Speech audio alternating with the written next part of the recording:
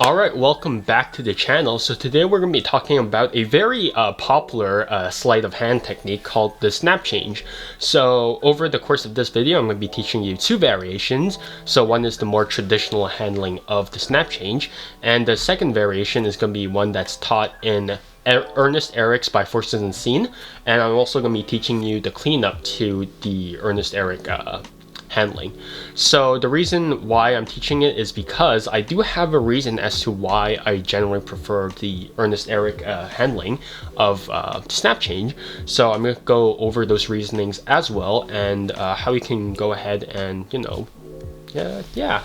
take a look at why I like it. So yeah, let's just get right into it. Also, I kind of forgot, but I'm also going to be teaching you just some of my handlings on the snap change and why I think they're kind of interesting to look at, because they're going to be relevant in another routine that I'm going to be teaching. Well, the very first routine, and probably the only routine I'm going to be teaching you in this channel. So let's just get right into the snap change.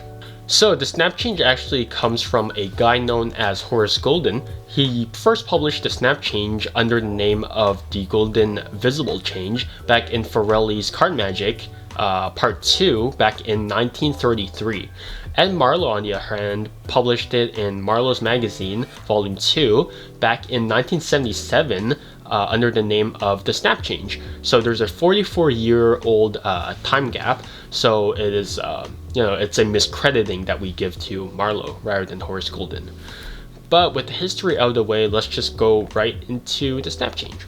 So the very first thing that you should know about the snap change is that you need a double. So it's just basically two cards acting as one. And you're just going to grip the lower right corner of the card with your index and middle finger from the front and the thumb from the back. So you have this like this, right? So it's pretty simple. Over here. So to execute the change, what you're going to do is that you're going to take your middle finger and you're going to slide the card backwards just through friction. You don't need that much pressure, right? So as you slide the card backwards, you'll notice that eventually it'll go into sort of this parallel position to the ground, right? So this is it. And as you continue to go to curl in your middle finger, you'll notice that it'll snap behind this first card and become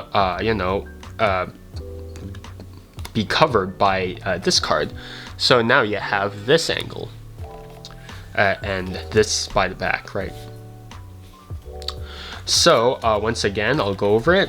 So you have your double, you're going to grip it by the lower right corner, covering this pip with your index and middle finger, and your thumb is at the back. So you're just going to curl in your thumb until this card snaps behind this card, and that completes the change. So essentially this move doesn't have that many bad angles. So you have this card covering this card from the front, you have your hand covering this card from the back, from the right side, but you're going to be exposed from the left side because there's nothing covering it, right? You're also going to expose the card if you tilt it too far forward, so over here, or too far downwards, so over here, right? So that's the general mechanics of the snap change. It doesn't really matter whether you cover, you hold the fingers parallel with the card or add a diagonal motion. Personally, I like diagonal more, but that's just force of habit. But yeah, if you do it with enough speed, you're just going to have this nice little flicker, and that's just going to be a nice visible change. So over here, right? And you can cover it up with sort of like a forward motion. So you go forward just a bit, right? Just a bit, and you'll have a nice visible change. So there is a slight discrepancy with the move, in that there's a whole ass finger missing, right? So when you go forward, right, suddenly you're holding the card with only your index and your thumb, while your middle finger is just kind of curl back, right? Versus when it was originally here. There are a few ways to fix it, but I'm not going to go over it.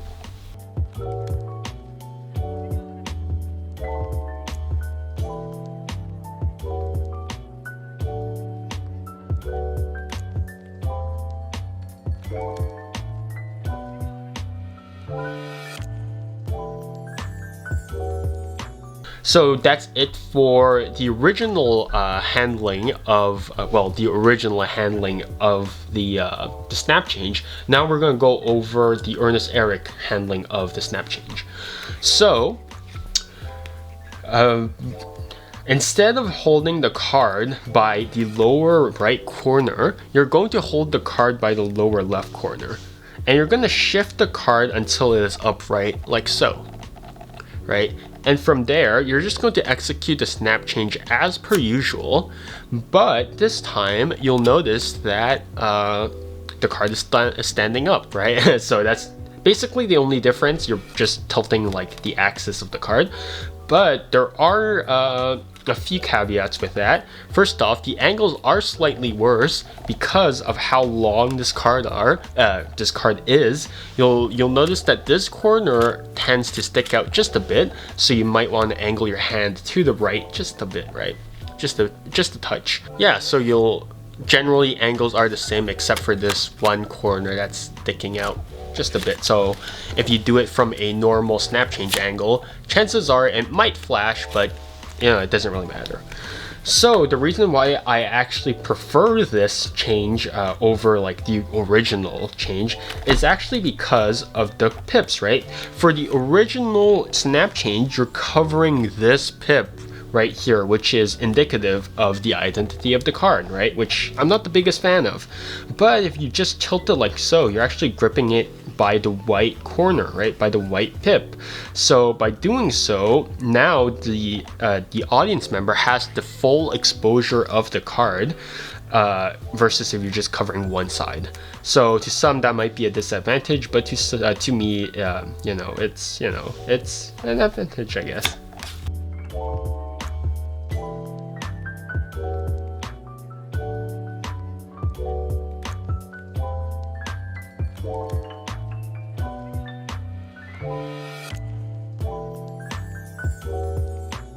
But if you're actually left-handed and you do the snap change with your left hand, you can see that you actually avoid that problem entirely because you're gripping it by the blank pip anyways. So if you're left-handed, then there's kind of no reason to switch over. But generally, I still like it in upright position because this position is basically synonymous with the snap change at this point. So, tilting it will throw them off guard just a bit, right? So to clean up the change, what Ernest Eric does is that after he does the snap change over here, he actually pins this card by the top edge to the index finger of the deckhand, right? So over here. And what you're going to do is that your thumb is going to grip this corner of the card, so the upper left corner of the card over here. And what you're basically going to do is that you're going to execute a reverse rub-a-dub. You're basically just going to reverse a rub-a-dub vanish. That's basically it, right? So your thumb over here is going to pull this card back until it is square with the rest of the deck, right? So this card pivots around the index finger until it is square with the rest of the deck, right? So once again, I just did my snap change. And so now I just pin it against the index finger. My thumb grips the upper left corner and it drags it square with the rest of the deck.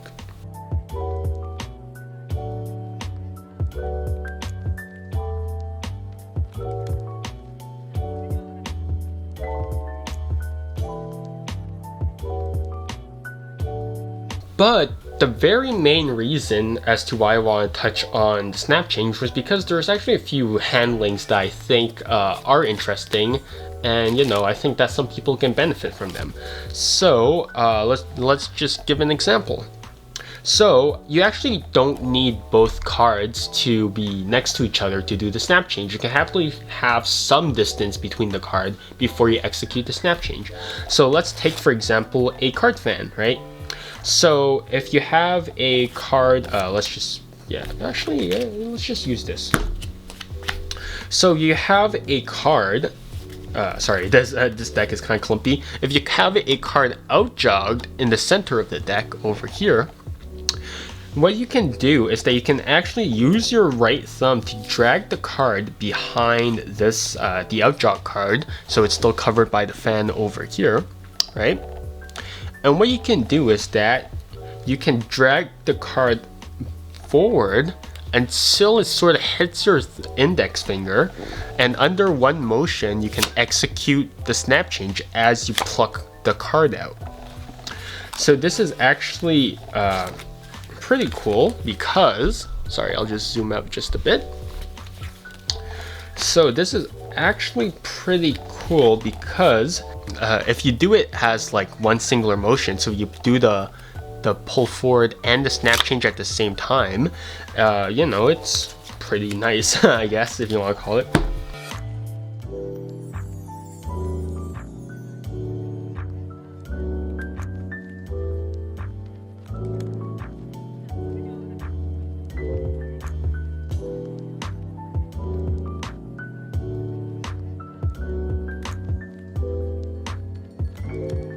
So once again, I do a card fan. I have a card outjogged in the middle of the fan, and here I just drag it to the same level as the outjog card. So this is the top of the deck.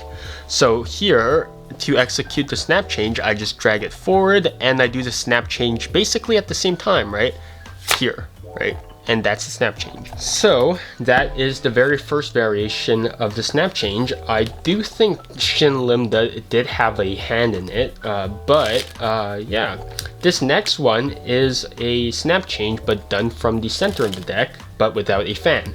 So if you have a card selected and outjogged in the decks over here, and you want to change the card over here, well, you just need to do the same exact thing with the snap change. Well, with the fan snap change, you just drag this card forward with your thumb, and you just grip the cards by the corner over here. And as you pull the upjog card out of the deck, you just execute the snap change, right? That was bad, but you know, you get the point. So you just pull the card forward. So over here, there we go. So I'll go over the mechanics again. You just use your thumb to upjog the top card under the guise of displaying this card, and as you grip this card, as you grip both cards, essentially, you just execute a snap change as you pull it out of the deck. So the reason why I touched on the pip indices problem or whatever is that when you're doing a snap change from the center of the deck, you can't necessarily do it from this corner because it hides most of the card. So then you're forced to do the Ernest Eric one where you're doing it from the blank pip. So that's another reason why I like to do it from this corner rather from this corner. So yeah.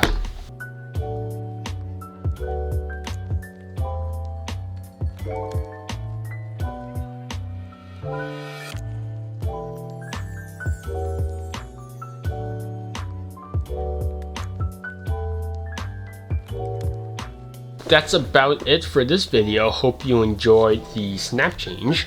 So there's so many resources out there for the snap change. Obviously I mentioned by Forces Unseen. It's somewhere in my library, but you can go ahead and check that out. Other than that, God, snap change. You know, Mike Hankins, I believe, has a snap change tutorial back in Theory 11, so you go ahead and check that out. But besides that, I think I'll type the rest down in the comments down below and at the black screen right after this. So yeah.